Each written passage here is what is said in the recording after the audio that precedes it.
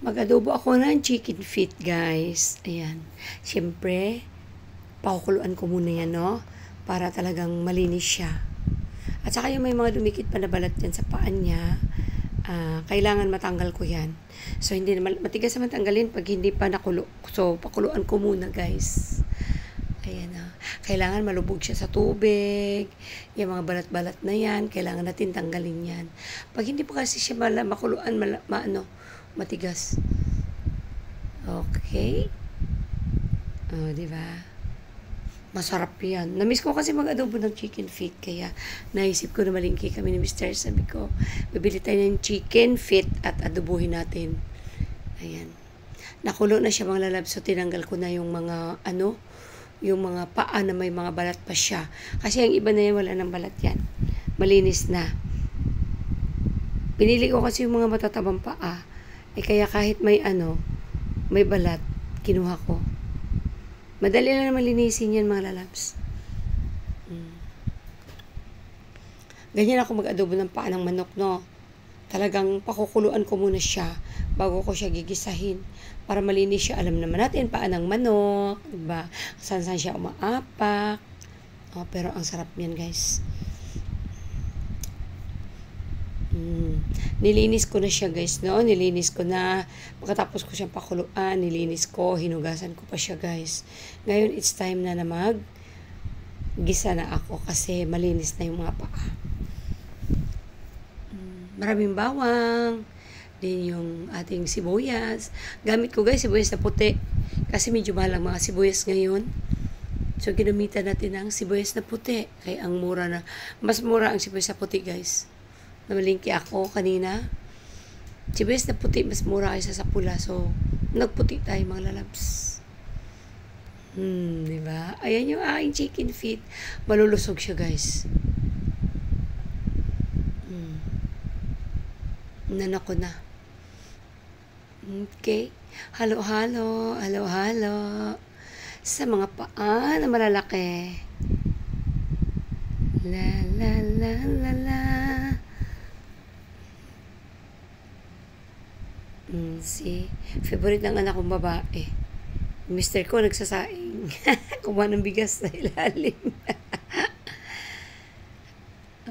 Sasaing ng hapunan namin. Hapunan namin tong Ayan kasi bigasan ko, guys, sa ilalim ng kabinet. Ayan, lumukot siya ng bigas dyan.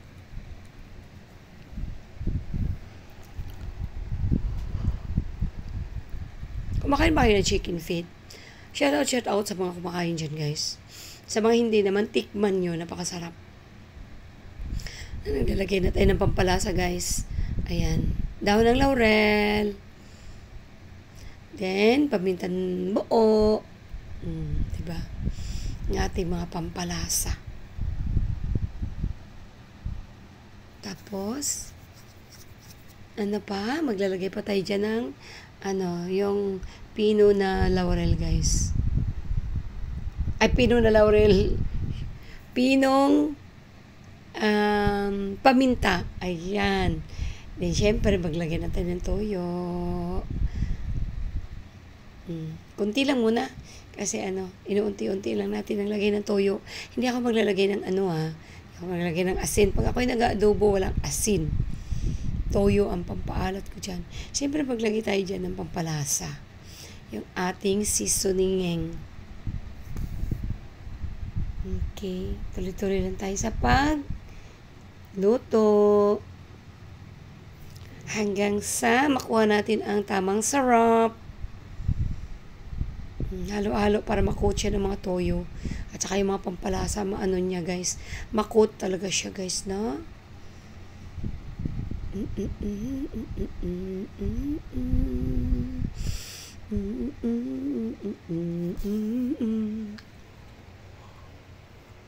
Siyempre, takpan natin yung mga lalabs para madali siyang kumulo at ma-absorb niya kaagad yung pampalasa natin.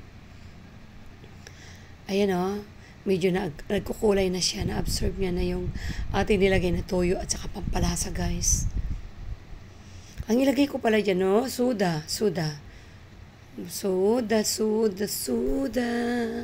Ay, masarap yan, guys. Dagdag pampalasa yan. Talagang masarap yung suda paglagay sa adobo. Diba? Halo ulit. Siyempre, takpan natin ulit para kumulo agad. At ma-absorb niya kaagad yung ano na yan.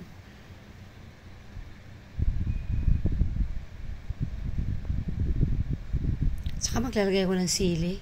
Maglagay naman ako ng sili dyan. Yung hindi masyadong hindi masyadong madami. 2 labuyo lang. Tsaka 1 siling green, guys. Look at that. Diba? Siyempre, palalambutin natin yan. Hindi siya masarap pag hindi siya malambot. Gusto ko dyan sa panang manok yung malambot na malambot siya, guys. Look at that. Pinakuluan natin siya. Medyo malambot na siya pero kulang pa yan sa lambot, guys. Oh, diba? Look at that. Ayan na siya, guys. Luto na. O, diba? Ang bilis si Manang magluto, no? O, luto na siya, guys. Malambot na yan. Thank you.